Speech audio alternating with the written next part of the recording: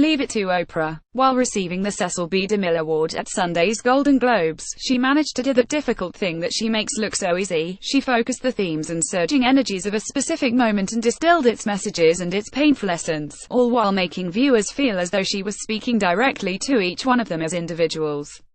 Most of the Golden Globes telecast, while certainly amped up by the Me Too and Time's Up movements and the personal testimonies that powered them, generally felt more or less like a normal awards telecast. There was clearly more pointed energy flowing through the event, and there were quite blunt, brutal, and welcome assessments of power dynamics, which began with Seth Meyers' surgically precise, excellent opening monologue and extended to Natalie Portman pointing out that all the dramatic film director nominees were all men.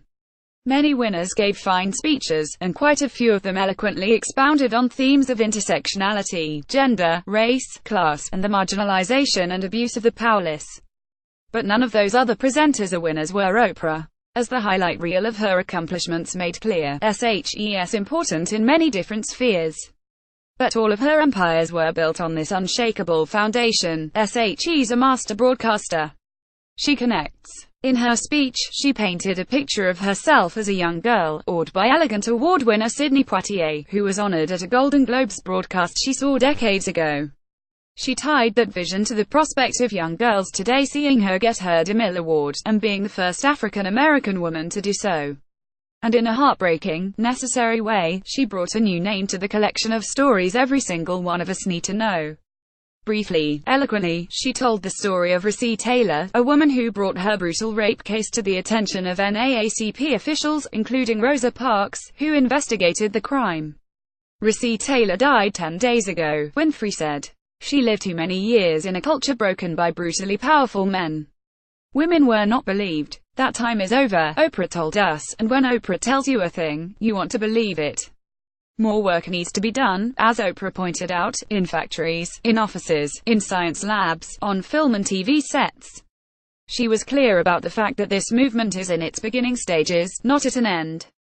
But when she paid tribute to the power of the press to tell the truth, when she celebrated people, many of them women, who told their stories, and when she talked about the justice Recy Taylor didn't get, it was hard to think about these things as abstractions. I don't know about you, but Oprah made me feel these things in a cathartic way. I tried not to cry during her speech, I really did. But I lost that battle as she neared the close of Taylor's story. Taylor died after living a long life, a life she built after going through something unthinkable. Being recalled and celebrated by one of the most famous women in the world, it wasn't justice, but it was something.